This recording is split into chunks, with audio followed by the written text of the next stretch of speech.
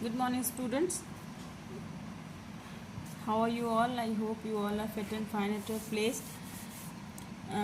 बच्चों, आज हम एक नया चैप्टर स्टार्ट करेंगे, inverse trigonometric function. Inverse trigonometric function.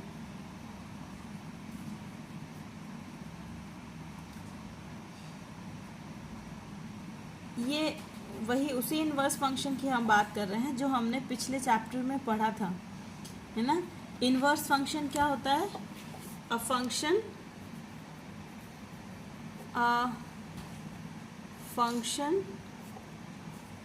To be invertible. इसकी कंडीशन क्या होती है कि किसी फंक्शन को इन्वर्टिबल होने के लिए, a function to be invertible, it must be 1 and onto. किसी फंक्शन के इन्वर्स एग्जिस्ट करने के लिए या किसी फंक्शन का इन्वर्स फंक्शन एग्जिस्ट करने के लिए ज़रूरी होता है उसकी इन्वर्टिबिलिटी के लिए कि वो 1 onto हो, है ना. अगर कोई फंक्शन f है फ्रॉम x टू y, तो इसका इन्वर्स फंक्शन f इन्वर्स लिखते हैं जो y से x पर होता है ना. यहाँ पे x डोमेन है, फंक्शन f का x डोमेन है और y रेंज है, लेकिन जो इसका इन्वर्स फंक्शन होगा उसके लिए y डोमेन होगा और x रेंज हो जाएगा. तो जो अगर f 1 onto है, f must be a 1 onto function, है ना. तभी हम इसका f इन्वर्स डिफाइन कर सकते हैं. कुछ फंक्शंस होते हैं जो 1 नहीं होते, या कुछ फंक्शंस होते हैं जो ऑन टू नहीं होते, या कुछ फंक्शंस ऐसे होते हैं जो 1 भी नहीं होते और ऑन टू भी नहीं होते, और ऐसे फंक्शंस के लिए हम इन्वर्स का कोई डिस्कशन नहीं करते हैं क्योंकि उन फंक्शंस के लिए इन्वर्स एग्जिस्ट ही नहीं करता है. लेकिन ट्रिग्नोमेट्रिक फंक्शन, जितने भी ट्रिग्नोमेट्रिक फंक्शन हैं, आपने पिछले क्लास में 11th में you all have studied that trigonometric functions are periodic function. ये पीरियोडिक फंक्शंस होते हैं, है ना. सपोज अगर हमने साइन फंक्शन डिफाइन किया तो साइन फंक्शन जो है वो रेंज, उसका डोमेन रियल नंबर r से लेकर क्लोज इंटरवल -1 से 1 के बीच में होता है. यानी जो ये ग्राफ अगर आप देखें, ये y एक्सिस है और ये x एक्सिस है. x एक्सिस पे हमने उसके आर्गुमेंट्स को रखा है, उसके एंगल्स को रखा है 0, π/2, है ना. फिर पाई, 3π/2, 2π एंड सो ऑन. इस तरह से इधर भी हमने मार्क किया 0, -π/2, -π, -3π/2, -2π, 5, -5π/2 एंड सो ऑन. जो साइन की वैल्यू है वो -+1 से -1 के बीच में ही रहती है हमेशा, है ना.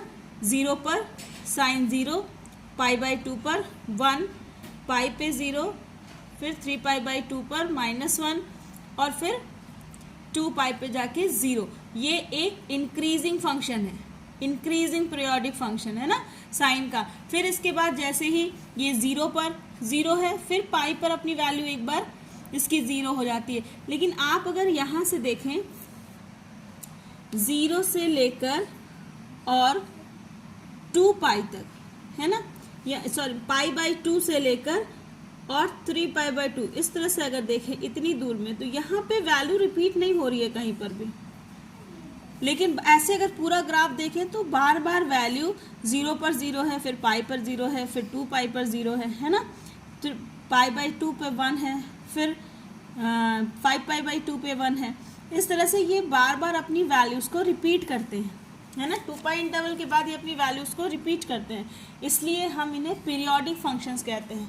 तो चैप्टर का नाम है इनवर्स ट्रिग्नोमेट्रिक फंक्शन. अब क्वेश्चन ये अराइज होता है कि जब ट्रिग्नोमेट्रिक फंक्शंस 1 onto नहीं हैं, ये रिपीटेड फंक्शन है, पीरियोडिक फंक्शन है, तो हम इसका इनवर्स कैसे एग्जिस्ट कर सकता है.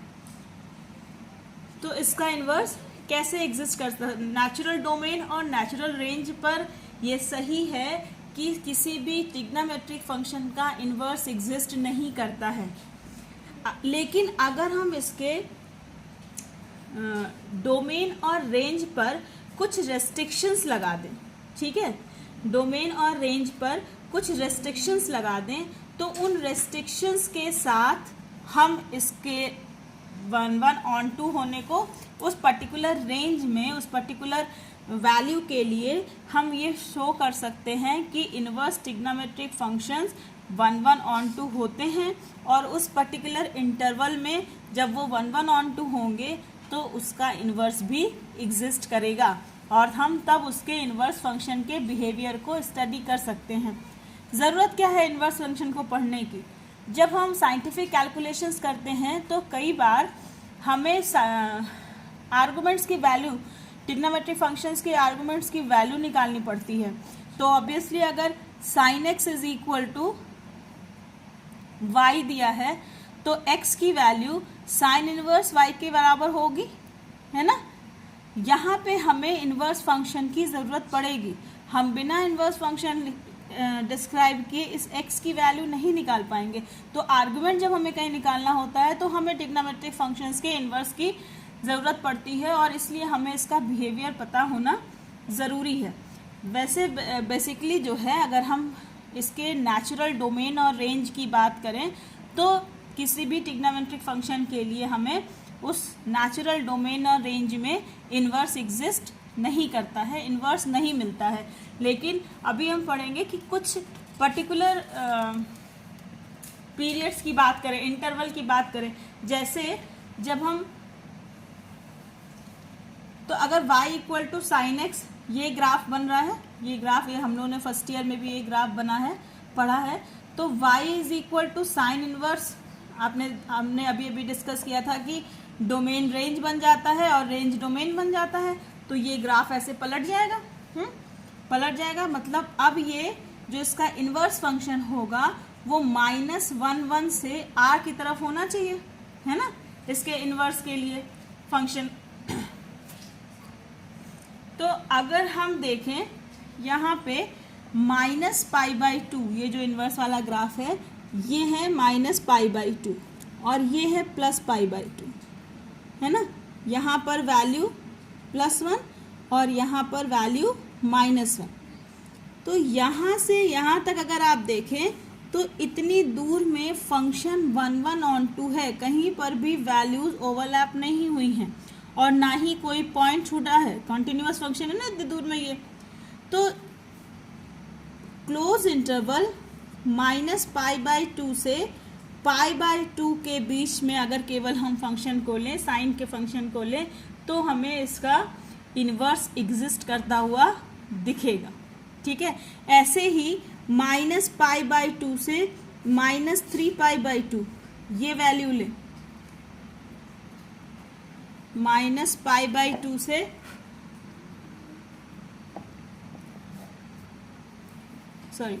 -3π/2 से π/2, इस इंटरवल में अगर हम देखें तो यहाँ पर भी आपको ये इतनी दूर में ये फंक्शन, ये साइन का कर्व जो है वो 1 ऑन 2 हो जाता है। ऐसे ही π/2 से 3π/2 पर देखें, π/2 से 3π/2, यहाँ पर भी इतनी दूर में केवल अगर आप अपने फंक्शन को बस इतने ही रेंज में रेस्ट्रिक्ट कर लें तो आपका फंक्शन 1 ऑन 2 हो जाता है, और फिर आप यहाँ पे इसका इन्वर्स एग्जिस्ट करा सकते हैं और फिर उस इन्वर्स के बिहेवियर को देख सकते हैं। ऐसे ही आपको छोटे छोटे कई सारे इंटरवल्स मिलेंगे अपने नेचुरल डोमेन में, जहाँ पर कि आप उन इंटरवल्स पर साइन के फंक्शन को 1 ऑन 2 प्रूव कर सकते हैं और वहाँ पे उसके इन्वर्स की स्टडी कर सकते हैं। फॉर द कन्वीनियंस, अब इतने सारे में से हम किसे सेलेक्ट करें, तो फॉर द कन्वीनियंस हम हर एक के लिए एक प्रिंसिपल रेंज, ये जितने सारे ब्रांच मिले हैं ना, ये एक ब्रांच मिला, ये एक ब्रांच मिला, ये एक ब्रांच मिला, और ऐसे कई सारे ब्रांच मिल सकते हैं जब आप इन्फिनाइट तक देखेंगे तो, ठीक है। तो कई सारे ब्रांच मिल सकते हैं। तो फॉर आर कन्वीनियंस, अपने कन्वीनियंस के लिए हम हर एक ट्रिग्नोमेट्रिक फंक्शन के लिए एक प्रिंसिपल ब्रांच डिफाइन करते हैं, ठीक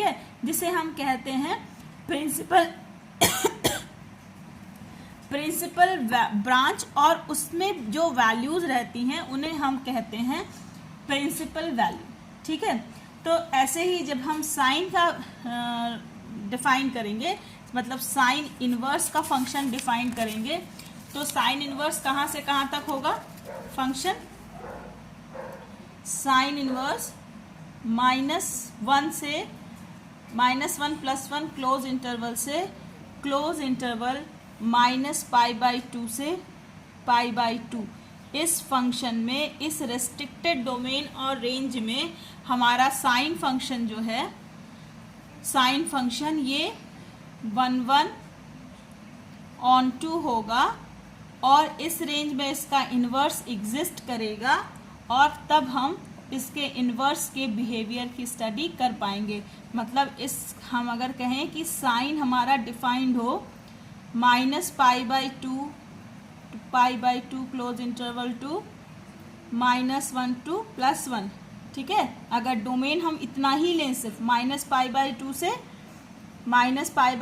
+π/2 तक केवल लें,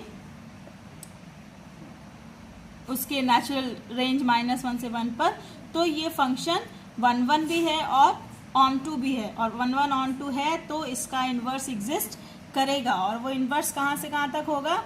क्लोज इंटरवल -1 से लेकर क्लोज इंटरवल -π/2 से π/2।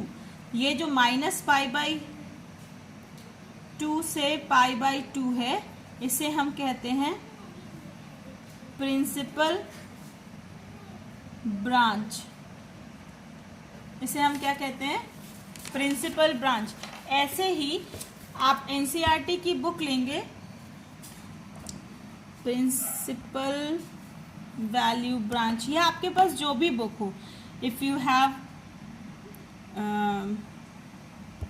एनसीईआरटी और you have any other side book, you will find the graph for cos x। cos x आप फर्स्ट ईयर में हम डिस्कस कर चुके हैं। It is a decreasing graph, है ना, 1 से 0 पर 1, देन π/2 पे 0, देन π पे -1, और फिर 3π/2 पे 0, और 2π पर +1। यहाँ पर भी आप देख सकते हैं। तो इसका ये है साइन एक्स कॉस एक्स का ग्राफ, तो जैसे अभी हमने साइन का बनाया था, ये हो जाएगा कॉस इनवर्स एक्स का graph.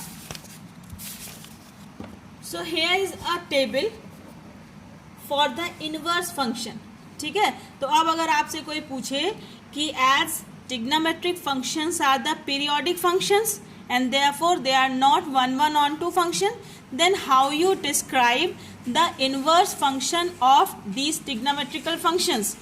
How you will describe the inverse trigonometric function? तो आपका आंसर क्या होना चाहिए कि yes, it is obvious that trigonometric functions are not 1/1 onto function in their natural domain and range, but when we restrict its natural domain and range, then we can find the small intervals in which these trigonometric functions are 1/1 as well as onto, and within those intervals we can explain the inverse of the trigonometric functions and we can study those functions। ठीक है, यहाँ पे I hope कि आपको इसका answer समझ में आ गया होगा कि अगर कोई आपसे पूछे कि ट्रिग्नोमेट्रिक फंक्शंस पीरियोडिक फंक्शंस हैं, ये 1/1 onto फंक्शन नहीं है, तो आप इसका इन्वर्स कैसे डिफाइन कर सकते हैं? क्योंकि इन्वर्स होने के लिए 1/1 onto होना पड़ेगा। तो आप क्या कहेंगे कि हाँ, ट्रिग्नोमेट्रिक फंक्शंस अपने नेचुरल डोमेन और रेंज में पीरियोडिक होते हैं, ये 1/1 onto नहीं होते, ये मैनी वन होते हैं, मैनी वन इनटू होते हैं। लेकिन अगर हम इसके नेचुरल डोमेन और रेंज को रेस्ट्रिक्ट कर दें तो ये उस पर्टिकुलर पोर्शन में, इंटरवल में 1/1 onto हो जाते हैं, और फिर हम उस इंटरवल में उसके इन्वर्स फंक्शन की स्टडी कर सकते हैं। Here is the chart for the trigonometric functions. Sine inverse -1 से -π/2 to π/2, कॉस इनवर्स -1 से 0 to π, cos inverse are difference -1 to -π/2 π/2 difference 0। Difference 0 क्यों दिया है? क्योंकि 0 पर ये नॉट डिफाइंड हो जाता है ना। आपने फर्स्ट ईयर में ये सारे ग्राफ पढ़े हैं। सेक इसमें डिफरेंस पाई बाई 2 दिया है, क्योंकि पाई बाई 2 पे ये नॉट डिफाइंड हो जाता है।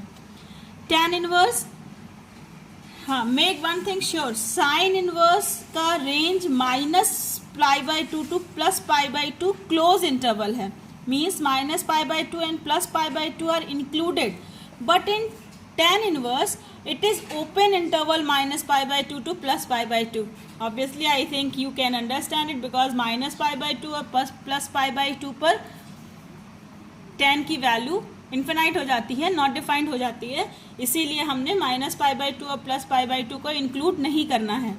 cot inverse from r to open interval 0 to pi, है ना।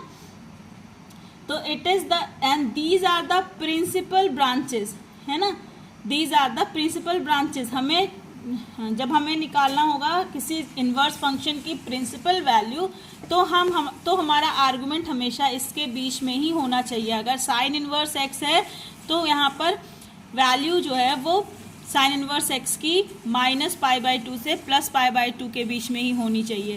कॉस इन्वर्स एक्स है तो 0 से पाई के बीच में ही होनी चाहिए, ठीक है। कोसेक है तो minus pi by 2 two plus pi by 2, but it is not 0, क्योंकि माइनस पाई बाई 2 से प्लस पाई बाई 2 में 0 भी इंक्लूड है, लेकिन 0 यहाँ पे नहीं आएगा। तो इस तरह से हम इसकी प्रिंसिपल ब्रांच निकालते हैं, ठीक है। वन मोर थिंग कि साइन इनवर्स एक्स को sign inverse x is not equal to sin x का inverse. These two are the different thing. Sin inverse x is the value of angle, है ना, argument, whereas sin x to the power minus 1 is equal to 1 upon sin x. These two are the different thing, है ना। इसी तरह दूसरे trigonometric functions के लिए भी cos inverse x is not equal to cos x to the power minus 1, ठीक है। ये ध्यान रखिएगा, sine inverse x actually if sine theta is equal to x, then this the value of this angle theta is equal to sine inverse x, है ना। Sine theta is equal to x means कि sine ratio of angle theta is equal to x, then the value of this angle is equal to sin inverse x.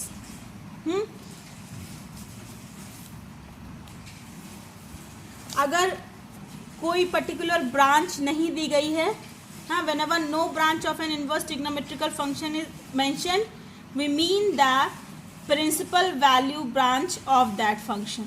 अगर इसमें कोई particular branch नहीं दिया गया है तो हम हमेशा प्रिंसिपल वैल्यू ब्रांच की ही बात कर रहे होते हैं, ठीक है। अगर कोई पर्टिकुलर ब्रांच दी गई है तब तो ठीक है, और अगर नहीं दी गई है तो हम हमेशा वैल्यू प्रिंसिपल वैल्यू ब्रांच में ही निकालते हैं। इसलिए ये ज़रूरी है कि आपको हर ट्रिग्नोमेट्रिक फंक्शन के लिए उसका प्रिंसिपल वैल्यू ब्रांच याद रहे। I will send you the PDF of this chart also. Principal value branch की मैं PDF भी आपको भेज दूंगी, तो make it very clear that each and every principal branch should be there in your mind, ठीक है। जो value the value of a inverse trigonometrical function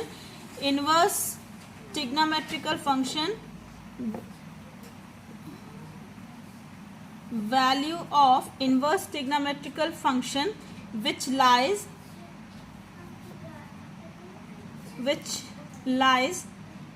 in the range of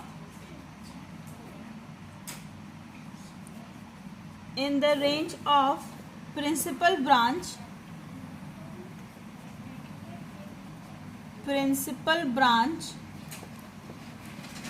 is called principal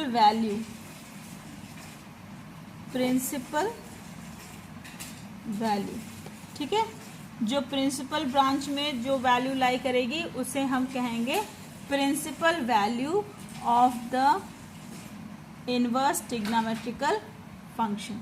ठीक है, उस function की principal value कहेंगे हम उसको। जैसे अभी एक एग्जाम्पल लेते हैं कि find the principal value of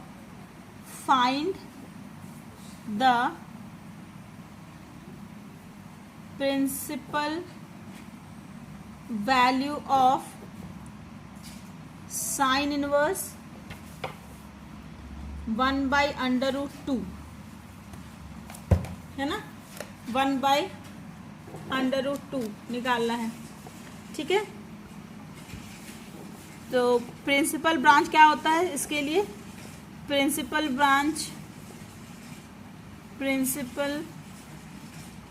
branch की वैल्यू होती है क्लोज इंटरवल -π/2 से +π/2, यानी साइन इनवर्स 1/√2 की वैल्यू इसके बीच में ही आनी चाहिए, वही इसकी वैल्यू होगी। तो let sine inverse 1/√2 is equal to x, है ना। तो आपको ध्यान होगा कि अगर f inverse x is equal to y है तो f of y is equal to x हो जाता है। ये इनवर्स फंक्शन में हम लोगों ने पढ़ा था। तो it means sine x is equal to 1/√2, है ना, 1/√2, और इसकी वैल्यू कितनी होगी? साइन π/4 होगी ना। तो π/4 इस रेंज में है, -π/2 से π/2 के बीच में होगी ना। π/4 lies between π/4 belongs to the close interval -π/2 से +π/2, है ना। तो therefore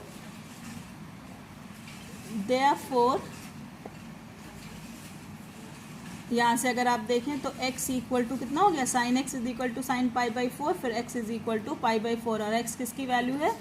sign inverse 1/√2, it is equal to π/4। ठीक है, ये इसकी वैल्यू हो गई।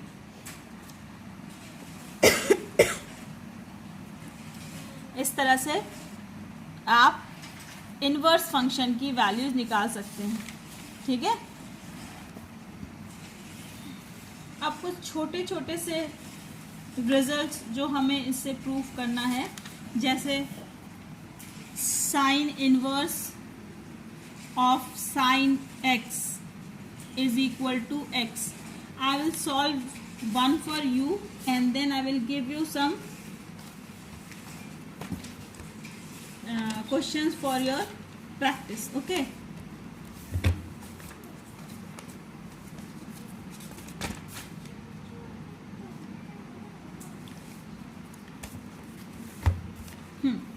so first prove that sine inverse of sin x is equal to x। ये प्रूफ करना है। तो take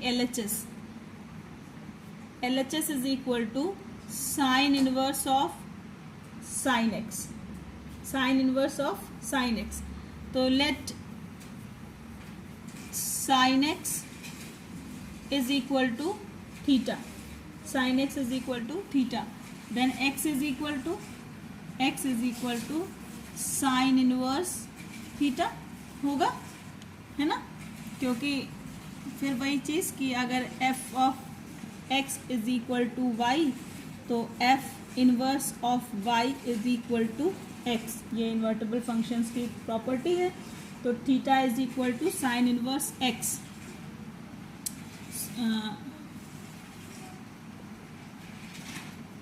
x is equal to sine inverse theta.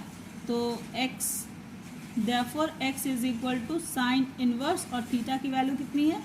Sign x आ गया। Sine inverse of sine x is equal to x। ऐसे ही आपको solve करना है tan inverse of tan x is equal to x and cos inverse of cos x is equal to x. ठीक है. Again I am going to prove one for you. Prove that sin inverse x is equal to cosec inverse 1 by x. So take LHS. LHS is equal to sin inverse x. Suppose it is equal to sin inverse x is equal to theta. ठीक है, जो LHS था उसको हमने theta मान लिया. Let say again. Let sin inverse x is equal to theta. Then it implies sin theta is equal to x. अगर हम इसका रेसिप्रोकल लें तो 1 upon sine theta is equal to 1 upon x. Sorry, it implies 1 upon sine theta is cosec theta. It is equal to, ये reciprocal relation होता है. Cosec theta is equal to 1 by x. So it implies theta is equal to cosec inverse 1 by x. और theta कितना लिया था हमने? sin inverse x. तो it implies sin inverse x is equal to cosec inverse 1 by x. ऐसे ये छोटे छोटे से रिजल्ट्स हैं, ये 1 नंबर 2 नंबर में पूछे जाते हैं. यू कैन solve it, है ना, you can prove it.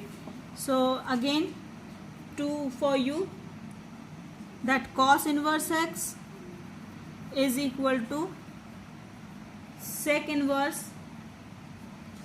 1 by x, and one more, that is tan inverse x is equal to cot inverse 1 by x. ठीक है, ये इनको आप प्रूफ कीजिएगा जैसे मैंने किया है, उसी के रिलेटेड दो सम्स आपको मैंने दिए हैं सॉल्व करने के लिए. इनको सॉल्व कीजिए and tomorrow we will solve the exercises. हाँ, exercises from NCERT. So till then keep on practising. If you have your NCERT book, please go through the concept which is given before the exercises. Exercises से पहले जो theory दी गई है उसको आप पढ़िए and it will be clear to you, more clear to you कि कैसे हम प्रिंसिपल रेंज निकालते हैं. सभी ट्रिग्नोमेट्रिक फंक्शंस के लिए हमें कई सारे ऐसे छोटे छोटे इंटरवल्स मिल सकते हैं जिनमें वो 1 1 ऑन 2 हो, लेकिन हम हर एक के लिए एक फिक्स्ड प्रिंसिपल ब्रांच बना लेते हैं for the convenient of calculation, और उस ब्रांच में आने वाली सभी वैल्यूज़ को हम प्रिंसिपल वैल्यूज़ कहते हैं. तो keep on practising, be safe, stay at home, good bye.